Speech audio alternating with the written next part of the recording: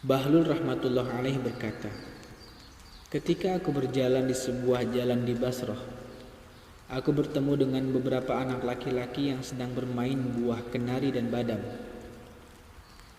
Dari sekumpulan anak-anak yang bermain tersebut, ada seorang anak yang menangis sendirian. Aku berpikir, mungkin anak itu nangis karena belum mendapatkan buah badam atau kenari untuk bermain.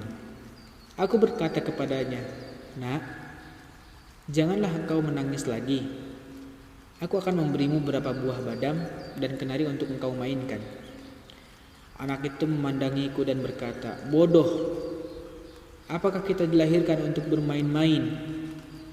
Aku bertanya lagi, "Lalu, untuk apa kita dilahirkan?" Ia menjawab, "Kita dilahirkan untuk belajar dan beribadah kepada Allah Subhanahu wa Ta'ala." Aku berkata, "Semoga Allah Subhanahu wa Ta'ala memberkati hidupmu." Kemudian aku bertanya lagi kepadanya, "Siapakah yang mengajarimu sehingga engkau dapat berbicara seperti itu?" Ia menjawab, Allah Subhanahu wa Ta'ala berfirman, "Afahasibtum annama khalaqnakum abathan wa annakum ilaina la turja'un." Maka, apakah kamu mengira bahwa sesungguhnya kami menciptakanmu secara main-main saja, dan bahwa kamu tidak akan dapat dikembalikan kepada kami? Quran Surat Al-Mu'minun ayat 115. Aku berkata, "Anakku sayang, betapa bijaknya ucapanmu. Berilah aku beberapa nasihat." Kemudian anak itu membaca beberapa syair. Aku melihat manusia datang ke dunia, lalu pergi jauh. Dunia dan harta selalu berpindah dengan sayap-sayap yang sama untuk terbang. Tidak ada seorang pun yang hidup selamanya untuk menikmati kesenangannya. Kematian dan penderitaan bagaikan dua ekor kuda yang berlari cepat ke arah manusia untuk menginjak-injak dan melahap mereka. Wahai orang bodoh yang terperdaya oleh tipu daya dunia, fikirkanlah dan ambillah sesuatu kebaikan dari dunia ini untuk menolongmu di akhirat kelak. Kemudian ia melihat ke arah langit, mengangkat kedua tangannya dan berdoa kepada Allah Subhanahu wa Ta'ala. Lalu membaca dua bait syair dengan air mata yang berlinang di pipinya. "Wahai engkau yang kepadamu semua manusia memohon dengan kerendahan hati. Wahai engkau yang memenuhi harapan setiap orang yang mempunyai harapan baik kepadamu dan memberikan semua yang diinginkannya." Setelah membaca syair tersebut, ia pingsan. Kemudian aku baringkan kepalanya di atas pangkuanku. Ku hapus debu di wajahnya dengan lengan bajuku. Tak lama kemudian ia siuman. Aku bertanya kepadanya, "Nak, mengapa engkau merasa begitu takut? Engkau hanyalah seorang anak kecil dan belum mempunyai kemaksiatan yang tercatat di buku catatan amalmu." Ia berkata, "Menurut engkau seperti itu. Tetapi aku selalu melihat ibuku menyalakan api dan melemparkan kayu-kayu kecil terlebih dahulu, baru kemudian kayu yang besar ke dalam api tersebut. Aku takut kalau ketika api neraka dikobarkan, aku akan dilemparkan ke dalamnya terlebih dahulu sebelum orang dewasa dilemparkan ke dalamnya." Aku berkata, "Anakku sayang, tampaknya engkau sangat bijaksana. Berilah aku beberapa nasihat." Kemudian ia membaca syair. "Aku tersesat dalam kelalaian, sedang kematian menuju ke arahku kian lama kian dekat. Jika aku tidak mati hari ini, suatu hari kelak aku pasti akan mati.